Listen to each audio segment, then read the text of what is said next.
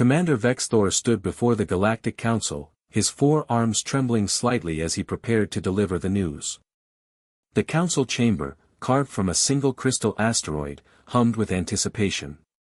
Representatives from 17 species watched him with various arrangements of eyes, stalks, and sensory organs. Honored Council, Vexthor began, his voice translator converting his clicks into universal speech. We have lost contact with our 6th reconnaissance vessel near the Sol system. A murmur rippled through the assembly.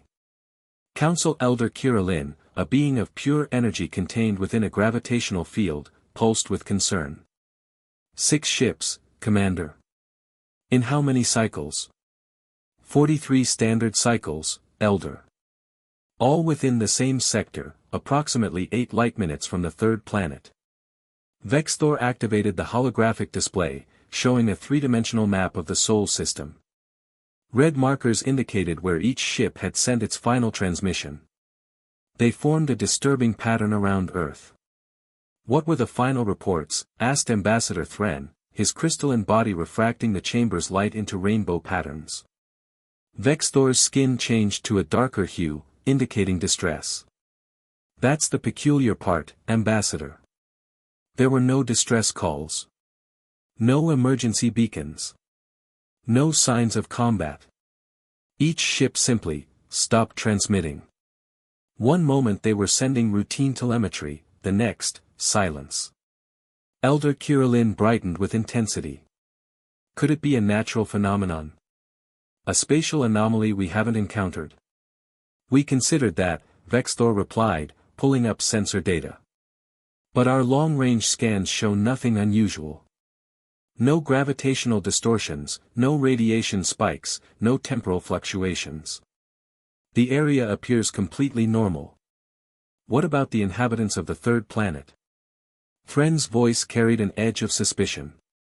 Our databases indicate they're a pre-contact civilization. Class 7. Intelligence, still confined to their own planet. Surely they couldn't be responsible. Vexthor hesitated.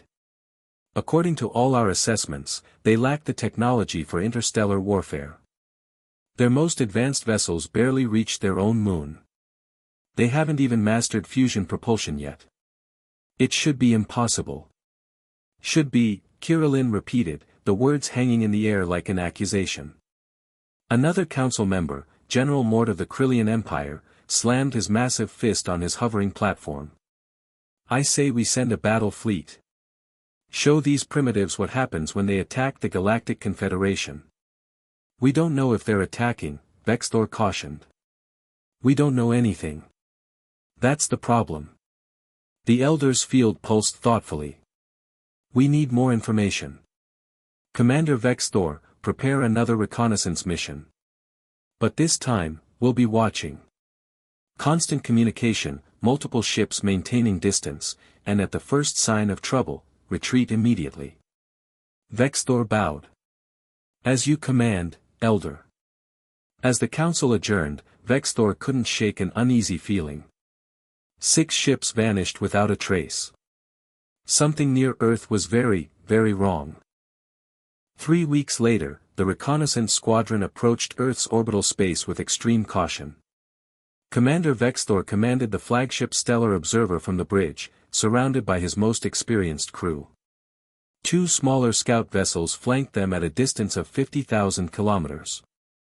All systems nominal, reported Lieutenant Kess, a young officer whose species evolved on a high-gravity world. No anomalous readings on any spectrum. Vexthor studied the blue-green planet rotating peacefully below. White clouds swirled across its surface, and he could see the dark patches of oceans, the brown and green of continents. It looked so ordinary. So harmless. Begin passive scanning only, he ordered. I don't want to announce our presence with active sensors. Record everything. For hours, they watched and listened. They intercepted electromagnetic transmissions from Earth, radio waves, television broadcasts, internet traffic. The translation computers worked to decode the dominant languages. Fascinating, murmured Science Officer Rin, a spider-like being with 12 eyes. They're obsessed with something called reality television. And apparently, there's a great debate about whether a hot dog is a sandwich. Focus on their military capabilities, Vexthor snapped. Rin's appendages danced across the console. Primitive ballistic missiles, some nuclear weapons, jet aircraft. Nothing that could threaten us. Their space program is rudimentary at best. They have a few satellites, a small station orbiting their planet with a handful of inhabitants. Then what happened to our ships? No one had an answer. Sir, Kess called out, I'm detecting movement. Multiple small objects launching from the planet's surface. Vexthor's skin rippled with alarm. Battle stations. Wait, Rin interrupted, studying the data. They're not weapons. They're satellites. Communication satellites. Very primitive. They couldn't possibly hurt us. Everyone relaxed slightly. Vexthor felt foolish for panicking. These humans couldn't even leave their own orbit without enormous effort. Then the proximity alarm screamed. Unidentified object approaching at high speed. Kess shouted. Where did it come from? On the view screen, something tumbled toward them through space. It was small, roughly cylindrical, and completely non-threatening in appearance. Analysis? Vexthor demanded. It's a metallic cylinder. Approximately 20 centimeters long. No power signature. No propulsion. It's just drifting. Probably space debris. Vexthor laughed nervously. Space debris. We're jumping at space debris now. The cylinder continued its lazy tumble through the void, passing within a few hundred meters of their ship. It caught the sunlight, and Vexthor could see markings on its surface. Letters in one of Earth's languages. What does it say? He asked. Rin translated, Red Bull energy drink. It appears to be a beverage container. A beverage container, Vexthor repeated flatly. Humans are littering their orbital space with beverage containers.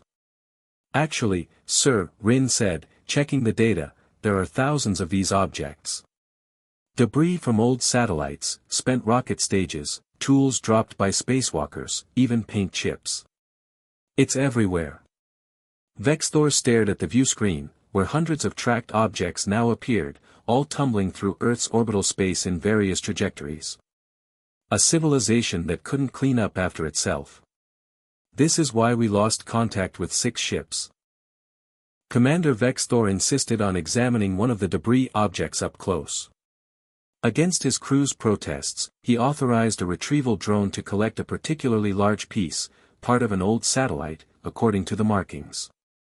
In the Stellar Observer's laboratory, the fragment sat on an examination table like a suspect in an interrogation room. It was battered, scarred by micrometeorite impacts, one side blackened by years of exposure to unfiltered solar radiation. It's magnificent, Rin whispered, genuine awe in her voice. It's garbage, Vexthor corrected. No, you don't understand. Rin's multiple eyes gleamed with excitement. Look at this construction. They're using chemical propulsion to reach orbit. Chemical. They're literally riding controlled explosions into space. The energy inefficiency is staggering. Get to the point, science officer. Rin pulled up a holographic display showing Earth's orbital space. The point is, they've been launching things into orbit for over 60 standard years. And none of it comes down. Well, some does, but most of it stays up here, circling the planet at tremendous speeds. How fast? 7 to 8 kilometers per second. Vexthor's skin went pale. Per second? Yes. At those velocities, even a paint chip carries the kinetic energy of a hand grenade. A larger piece. She gestured at the satellite fragment. This could punch through our hull like it was tissue paper. The bridge fell silent as the implications sank in. Lieutenant Kess spoke first. Sir, we need to re-examine the trajectory data from the lost ships. Vexthor nodded grimly. Do it.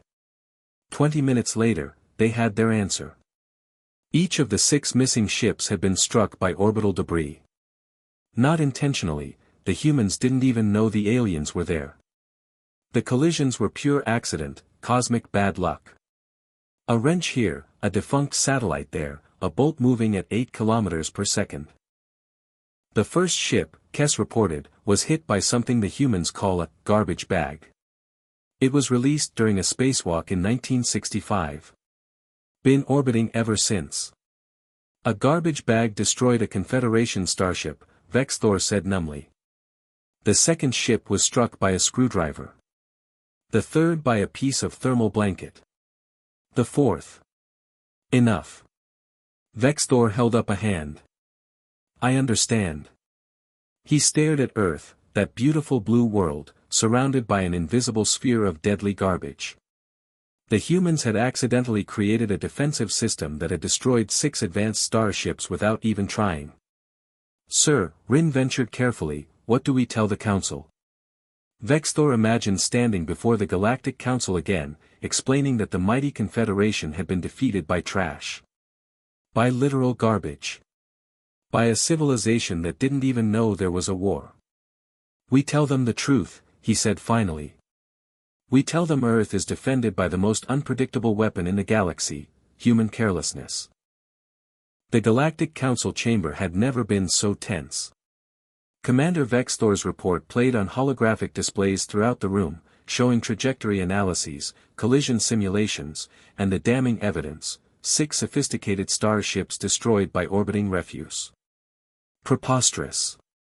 General Mort roared, his massive frame quivering with indignation. You expect us to believe that a species that barely understands gravity has created an impenetrable defensive field? Not created, General, Vexthor replied calmly. Accidentally accumulated. The difference is significant. Elder Kirillin pulsed thoughtfully. Show us the simulation again. The hologram replayed, showing Earth surrounded by thousands of objects in various orbits. The computer tracked their movements, painting streaks of light to show their paths. It looked like a chaotic web of energy surrounding the planet. They can't control this? Asked Ambassador Thren. They don't even track most of it, Vexthor answered. They monitor the larger pieces, but anything smaller than 10 centimeters is essentially invisible to them. And those small pieces are the most numerous, and the most deadly. A council member from the Peluvian collective, whose species lived underwater, bubbled skeptically. Surely we can simply avoid the debris. Calculate safe approach vectors. Science Officer Rin stepped forward, her translator amplifying her voice. Honored Council, we tried. Our computers ran 10,000 simulations. The problem is the debris field is dynamic. Objects collide with each other, creating more fragments. The humans keep launching more satellites. Some debris falls back to the planet, but more is added. The field is constantly changing. Then we use shields, Mort insisted. Our defensive screens can handle small impacts. At what power consumption, General? Vexthor challenged. To maintain shields strong enough to deflect impacts at those velocities, for the hours or days required to approach the planet. Our ships would deplete their energy reserves before reaching orbit. Kirillin brightened. What about the humans themselves? How do they navigate their own debris field? Very carefully, Rin replied. Their space station has to perform evasive maneuvers multiple times per year. They lose satellites regularly. They're aware it's a problem. Are they doing anything about it? Thren asked. Vexthor pulled up intercepted human communications. They've proposed solutions. Nets, lasers, magnetic systems to collect debris. But they're expensive, and the humans can't agree on who should pay for it. Different nation-states control different parts of their planet, and they compete rather than cooperate. Barbarians, Mort muttered. Perhaps, Kirillin said, but effective barbarians. They've accidentally accomplished what our greatest military minds couldn't design, a defense system that's nearly impossible to penetrate without enormous cost. The council debated for hours. Some wanted to abandon any contact with Earth. Others suggested waiting until humans cleaned up their orbit. A few, like Mort, wanted to attack from a distance. We could bombard them from beyond the debris field, Mort suggested. Teach them respect. And violate the first contact protocols. Kira Lynn's field flared with disapproval. We don't attack pre-contact civilizations. That's the foundation of Confederation law. Then what do we do? Mort demanded. The chamber fell silent. Finally, Ambassador Thren spoke. We wait. We monitor. And we hope they clean up their own mess before they become a threat. Or before they realize, Vexthor added quietly, that they've already won. While the Galactic Council debated, Commander Vexthor took it upon himself to study the humans more closely. If the Confederation was going to interact with Earth eventually, someone needed to understand these strange creatures. He spent weeks analyzing their transmissions, watching their entertainment, reading their literature, at least what the translation computers could decipher. The more he learned, the more confused he became. Their contradictions, he told Rin during one late-night session on the observation deck. Earth hung in the viewscreen, serene and beautiful. They're capable of incredible creativity and terrible destruction. They send probes to explore their solar system while simultaneously polluting their own atmosphere. They compose beautiful music while waging wars over invisible lines on maps. Most species are contradictory, Rin observed. Not like this. Look at this. Vexthor pulled up a human broadcast, a nature documentary about their own planet. They film themselves destroying their forests, then express sadness about it. They know what they're doing is harmful, they feel guilty about it, but they keep doing it anyway. Fascinating, Rin murmured. They're emotionally aware but behaviorally irrational. And yet, Vexthor continued, they're also capable of remarkable things. Did you see this? He showed her footage of humans sending music recordings on a probe into deep space. They're not even sure anyone's out here, but they wanted to introduce themselves anyway. With music. Not weapons demonstrations or threats, music and mathematics and images of their children. Rin's multiple eyes blinked in sequence. What's your point, Commander? My point is that they're unpredictable. The debris field isn't an aberration, it's perfectly consistent with their nature. They're ambitious enough to reach space but careless enough to litter it. They're thoughtful enough to send messages to potential aliens but didn't consider that maybe those aliens might actually show up. A proximity alarm chirped softly. Sir, Kess called from the bridge, we're detecting a human spacecraft launching from the surface. Vexthor and Rin hurried to the bridge. On screen, a rocket climbed toward orbit on a pillar of flame, achingly primitive but somehow majestic. What's its mission? Vexthor asked. Rin checked the intercepted communications. It's deploying more satellites. Communications satellites for something they call internet connectivity. More debris, Vexthor sighed. Wait, Rin said, reading further. There's something else. One of the payloads is an experimental device to test debris removal technology. Vexthor leaned forward. They're actually trying to clean up. It appears so. It's a small test, unlikely to make a significant impact, but... Rin's tone held a note of respect. They're trying. They watched the rocket reach orbit and deploy its payloads. The debris removal experiment was tiny, almost pathetic compared to the scale of the problem. But it existed. Someone had designed it, built it, convinced others to fund it, and launched it into space. Commander, Kess said hesitantly, I've been monitoring their scientific community. There are hundreds of proposals for cleaning up their orbital space. Universities, private companies, even children submitting ideas. Children? Vexthor's skin color shifted with surprise. Apparently they teach their young about the problem. Some of those young ones then try to solve it. Kess pulled up images of human children holding drawings and models. This one designed a magnetic collection system. This one proposed using lasers. They're not sophisticated solutions, but they're thinking about it, Vexthor finished. A pre-contact civilization is already trying to solve a problem they don't even fully understand. He stared at Earth with new appreciation. These humans had accidentally created an impenetrable defense, realized it was a problem, and started working on solutions, all without knowing aliens were watching. They're going to be trouble, Vexthor said, but he was smiling. The good kind of trouble.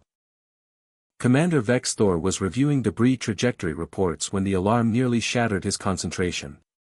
Not the soft proximity warning they'd grown accustomed to, this was the collision alert. Brace for impact. Kes shouted. The stellar observer shuddered as something struck their starboard side. Emergency lights flashed. Vexthor's crew scrambled to their stations as damage reports flooded in. Hull breach contained, Kes reported. Deck 7, Section 12. Emergency bulkheads holding. No casualties. What hit us? Vexthor demanded. Rin's appendages flew across her console. According to our sensors, it was a human. What? Or rather, a human-made object. A spacecraft. Small. One occupant. Rin looked up, all 12 eyes wide. Commander, there's a human in a spacesuit attached to our hull. The bridge fell silent. Then everyone started talking at once. Impossible. How did they find us? Is it an attack? Quiet. Vexthor commanded.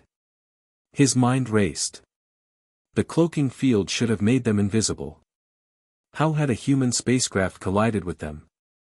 Show me, he ordered. The external cameras focused on the impact site. There, tangled in damaged hull plating, was indeed a human in a white spacesuit, attached to what looked like a small maneuvering unit. The human wasn't moving. Life signs? Vexthor asked. Present but weak, Rin reported. The human is alive but unconscious. The impact must have knocked them out. Vexthor faced an impossible decision. First contact protocol was clear, no interaction with pre-contact civilizations. But also clear, render aid to those in distress. The two rules were now in direct conflict.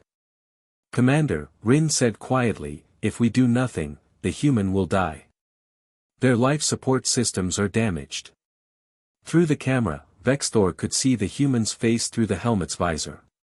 Young, pale, utterly vulnerable. A living being whose only crime was being in the wrong place at the wrong time. Medical bay, Vexthor said, making his choice. Prepare for a human patient. I want a biocontainment field and every precaution. Kes, send a team to bring them in. Carefully. 20 minutes later, the human lay on a medical table, still in their spacesuit. The medical officer, a being named Velis whose species specialized in xenobiology, ran careful scans. Remarkable, Velis murmured. Carbon-based, bilateral symmetry, internal skeleton. Similar to 17 other species we've encountered. The life support suit is crude but effective. Will they survive? Vexthor asked. Yes. Minor concussion, some bruising, but they'll recover. Velis paused. Commander, when they wake up. I know. First contact.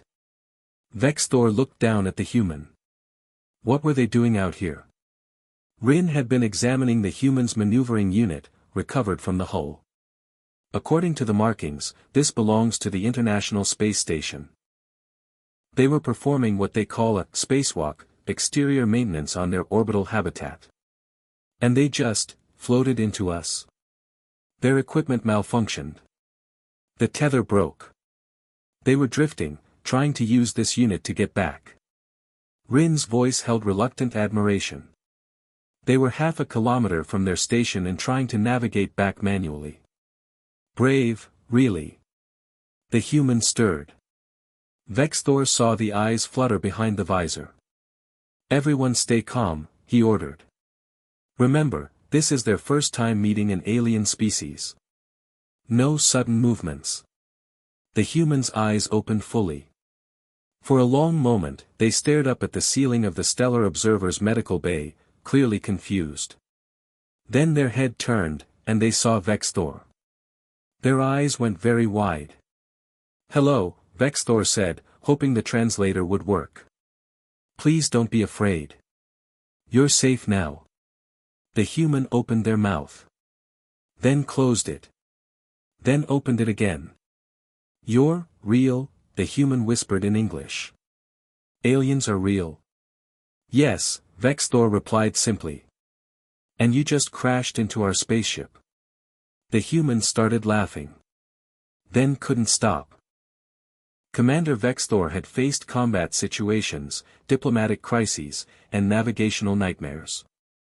But nothing had prepared him for a conversation with astronaut Michael Torres, who couldn't stop grinning despite having nearly died in space. "This is incredible," Michael said for the 15th time, looking around the medical bay with barely contained excitement. The biocontainment field shimmered around him, but Velas had determined he posed no biological threat. "Do you know how long humanity has wondered if we're alone? And I crashed into you.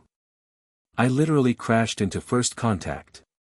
"Yes, well," Vexthor's skin flushed with embarrassment. "That was unfortunate timing." "Unfortunate?" Michael laughed again. "It's the best malfunction I've ever had. Wait until I tell Houston." "Wait, can I tell Houston?"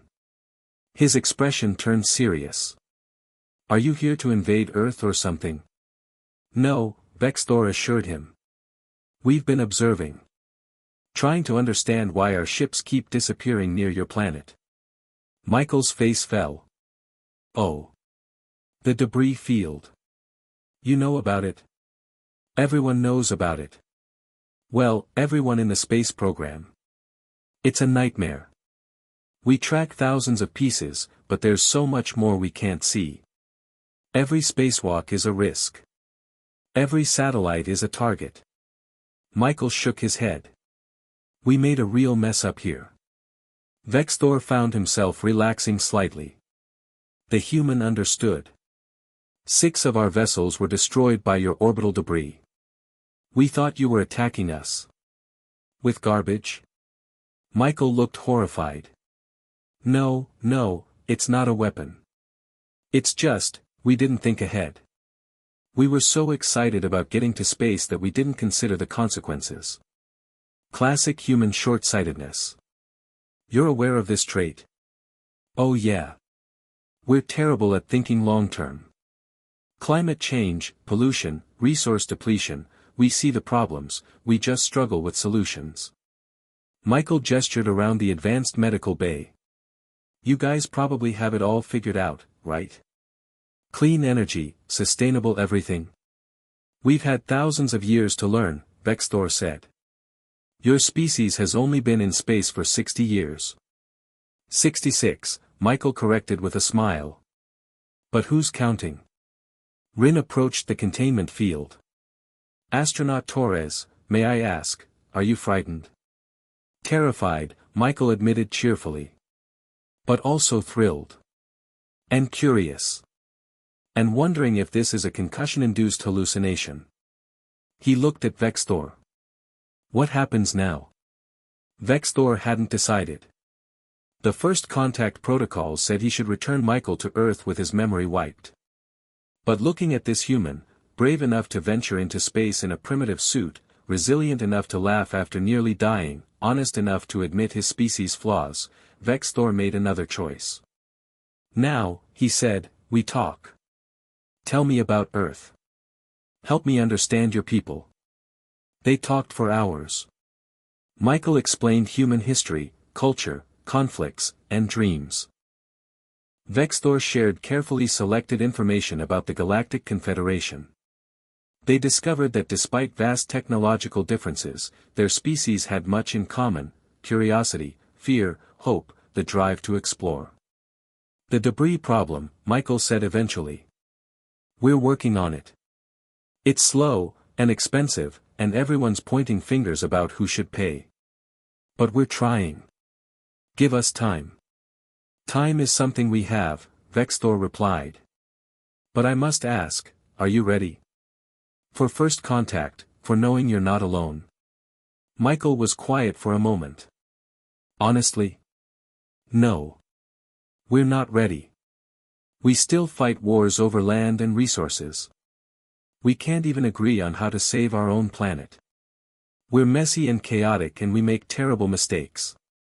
But we learn. Slowly, painfully, with lots of setbacks, but we learn. And we keep trying. Michael met Vexthor's eyes. Will you give us that chance?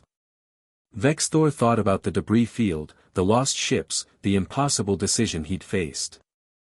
Then he thought about the human test satellite trying to clean up orbit. About children designing solutions. About an astronaut who could laugh after nearly dying and admit his species' flaws while still hoping for better. Yes, he said. We'll wait. We'll watch. And when you're ready, when Earth has cleaned up its orbit and learned to work together, we'll meet officially. How long do you think that'll take? Michael asked. Vexthor's skin shifted to a color indicating amusement. Based on my observations. Either 50 years or 500. You humans are unpredictable. Yeah, Michael grinned. That's kind of our thing. 3 hours later, Michael Torres woke up in the International Space Station's medical bay with the worst headache of his life and a story no one would believe. His spacesuit computer showed a 3-hour gap in his memory, officially caused by his concussion. But in his pocket was something impossible, a small crystal that glowed with soft blue light, and a message in his mind, placed there by Vexthor's telepathic touch: we're watching. Make us proud. Commander Vexthor watched Earth recede as the stellar observer departed the Sol system. His report to the Galactic Council would recommend a 2-century waiting period before official first contact. But he suspected humanity wouldn't need that long. They were chaotic, messy, unpredictable, and absolutely unstoppable. Around Earth, thousands of pieces of debris continued their deadly dance. But now, also orbiting, were the first tentative attempts at cleaning them up. Small steps. Human steps. Vexthor smiled. The galaxy had no idea what was coming. But he was looking forward to finding out.